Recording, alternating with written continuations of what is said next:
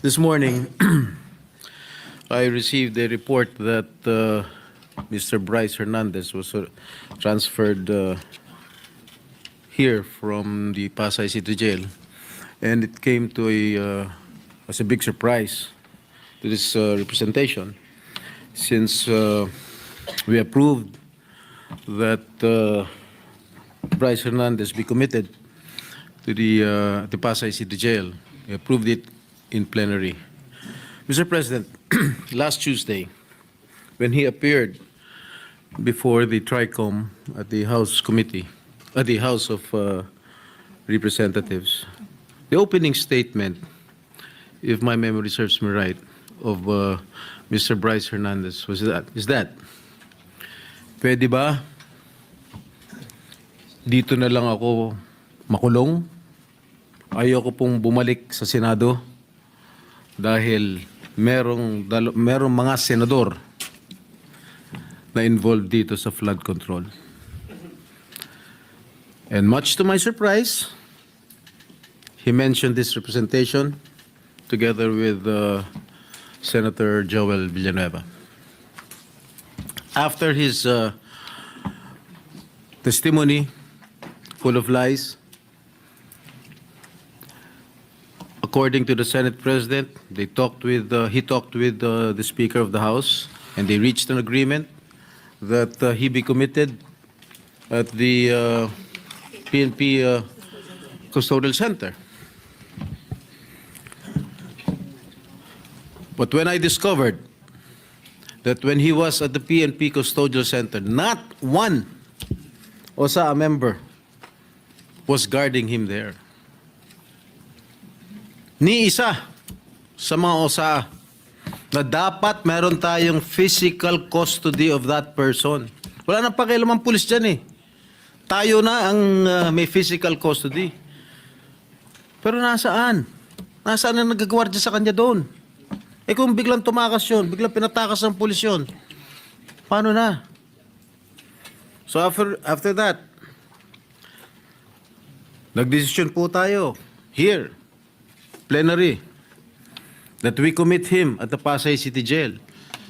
And everybody approved of it. When I made my motion, sinigundahan ni Majority Leader Senator Mig Zubiri, and no one objected. At ang sabi dito, I got hold of this letter from the lawyer of Mr. Bryce Hernandez. Third to the last paragraph. We appeal for this because today there is renewed faith. Ito, September 15, today. Under your leadership, Senate President Soto, and with Chairman Lacson's stewardship of the Blue Ribbon Committee, there is assurance that the Senate will stand not only as a body of discipline, but as an exemplar of fairness. Mr. President, noong Tuesday, sabi ni Bryce Hernandez, ayaw niya rito. Kayo na po ang Senate President noon. Bakit ngayon sasabihin itong abogado niya, there is renewed faith? Bakit nung sinabi ni Bryce Hernandez, Senate President po kayo, wala ba siyang faith sa inyo noon nung nagsalita siya? Noong Tuesday, na ayaw niya bumalik dito sa Senado? Bakit ngayon niya lang sasabihin na meron siyang renewed faith? Bakit lagi natin sinusunod ko ano gustong kapritsyo ni Bryce Hernandez? Gusto niya malipat sa ano? Ayaw niya rito, nilipat niyo sa custodial. Nung nilipat natin sa Pasay, gusto niya naman ngayon malipat dito. Ano ba talaga? Why are we giving so much importance or credence to this person who is a liar, who is the number one suspect of this corruption, what is happening in our country today? Bakit? Bakit? Meron ba nagproprotection sa House of Representatives? Bakit nung nag-hearing ang Blue Ribbon Committee po, nung si Congressman Marcoleta pang chairman ng Blue Ribbon, nagbanggit si Diskaya, ilang congressman, pagdating nung kinabukasan, hindi na front page, hindi masyadong pinag-usapan. Nung si Bryce Hernandez na, Nagbanggit ng dalawang senador.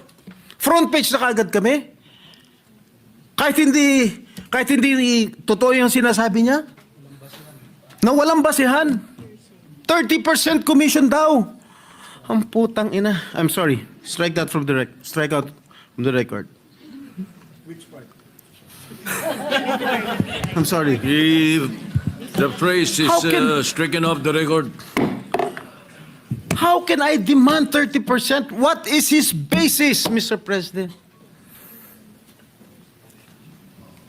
Pagkatapos niyan, wala na, kumalat na. Front page na sa lahat ng mga newspaper of general circulation. Lahat na. Masama na kami ni Joel Villanueva. Sa social media, everything, lahat. I've been there. Kaya pinag-iingatan ko pangalan ko. Why should I do such a thing, Mr. President? Why? I will never do such thing, Mr. President. Porket ba I'm actively participating in the Blue Ribbon Committee? Porket ba matapang ako magtanong? Ako na kaagad ang target nila? Bakit? I'm just doing my job as your senator. I have an oath to defend. I want to get all the bad crooks here in the government. That is my duty as your senator, Mr. President.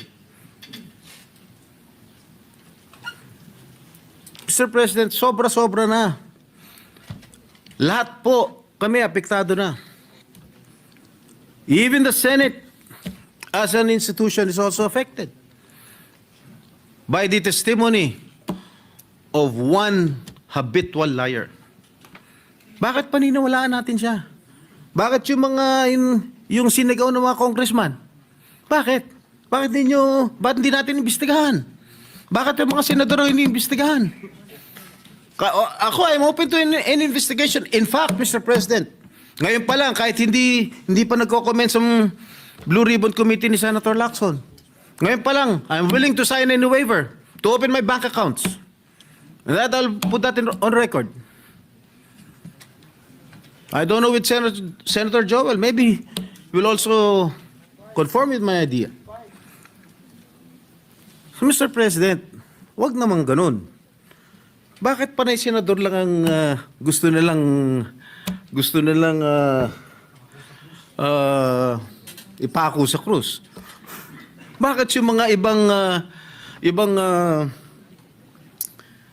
mga politiko, pare-pareho lang tayo nasa gobyerno. Pare-pareho lang tayo naninilbihan dito. Thank you for watching.